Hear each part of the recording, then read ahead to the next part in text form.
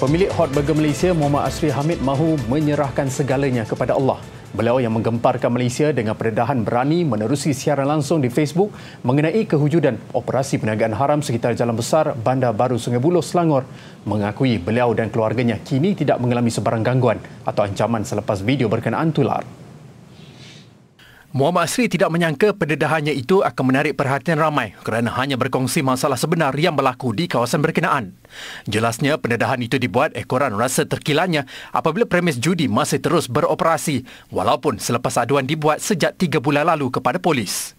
Katanya sebaik membuat aduan, premis terbabit ditutup 2 hari dan kemudian akan beroperasi semula. Seolah-olah aduan yang dibuatnya tidak laku kepada pihak berkuasa.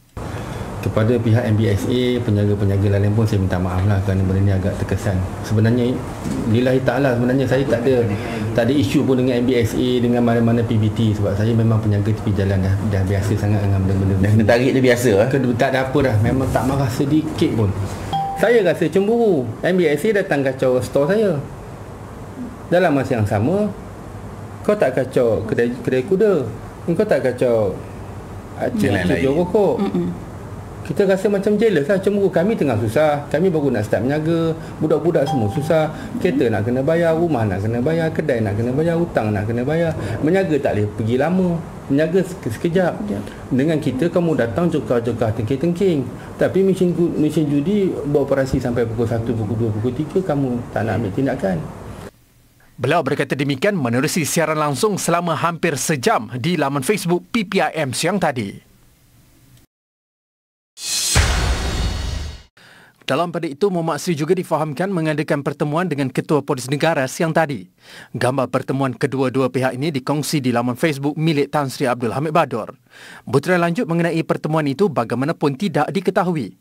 Bagaimanapun dipercayai perjumpaan itu ada kaitan dengan pendedahan yang dibuat peniaga terbabit baru-baru ini.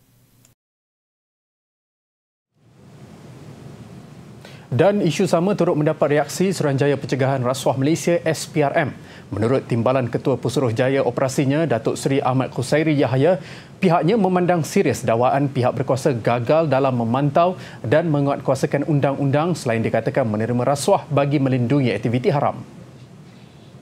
Datuk Seri Ahmad Qusairi dalam satu kenyataan media berkata SPRM akan memberikan tumpuan kepada pegawai dan anggota penguatkuasa atas kesalahan menerima rasuah bagi melindungi premis-premis perniagaan haram di sekitar Sungai Buloh.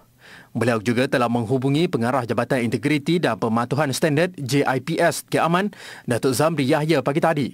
Menurut kenyataan itu, Datuk Zamri memaklumkan pihaknya akan mengambil tindakan tegas ke atas premis-premis perjudian termasuk mana-mana pegawai yang melindungi aktiviti-aktiviti perjudian kerana kesalahan berkenaan di bawah bidang kuasa PDRM.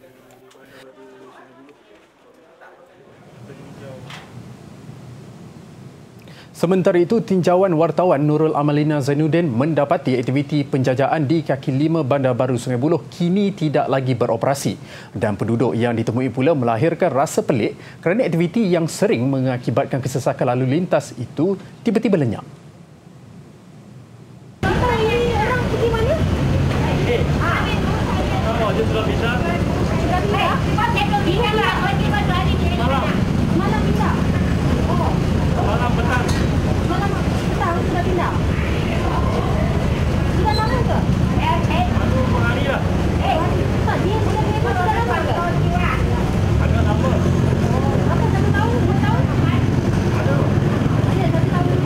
Memang kalau nak sini 1 jam memang sibuk lah sini, Kang Kabut.